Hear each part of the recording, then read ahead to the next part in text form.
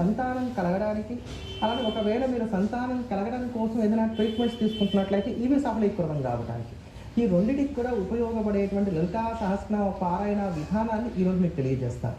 ఇందులో మీరు ట్రీట్మెంట్ తీసుకుంటున్నారు, ట్రీట్మెంట్ ద్వారా సంతానాన్ని పొందాం అనుకునేటప్పుడు స్త్రీలైతే గనక ప్రధానంగా చేయవలసినటువంటిది సదాశివానుగ్రహద పంచకృత్య పరాయణ అనేటువంటి నామాన్ని మీరు లలితా సహస్రనామంలో ఉండేటువంటి ప్రతి వరుసకి కూడా ముందు వెనక చేసి పారాయణ చేయాలి.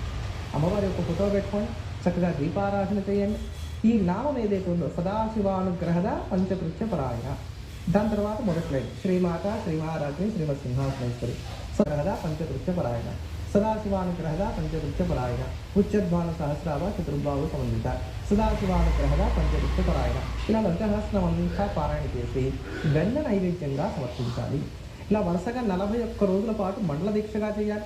ఈ మండల దీక్ష సమయంలో ఆహార నియమాలు ఖచ్చితంగా పాటించుకోవాలి, సాత్విక ఆహారమే తీసుకోవాలి, అలానే బ్రహ్మచర్య నియమాలు కూడా ఖచ్చితంగా పాటించాలి. ఒకవేళ ట్రీట్మెంట్ తీసుకోకుండానే మీరు ఏదన్నా సరే మామూలుగా సహజంగానే సంతానం కోసం ప్రయత్నం చేస్తున్నారు, అనుగ్రహద పంచకృత్య పరాయణ అనేటువంటి నామంతో సంపుటీకరణ చేసి ప్రతినిత్యం కూడా అమ్మవారికి వెన్నను నైవేద్యంగా సమర్పించడం అనేది మంచిది. అయినంత వరకు ఈ వెన్న స్వచ్ఛమైనటువంటి వెన్నగా ఉండేటువంటి విధంగా మాత్రం జాగ్రత్త తీసుకోండి. ఒకవేళ పురుషులు కనుక వైద్య విధానాలను అవలంబిస్తున్నట్లయితే సంతానం పొందడం కోసమని అప్పుడు మాత్రం ఏం చేయాలంటే సర్వాయుధర శుక్ల సంస్థిత సర్వతోముఖి అనేటువంటి నామాన్ని అనుసంధానం చేయడం అనేది మంచిది.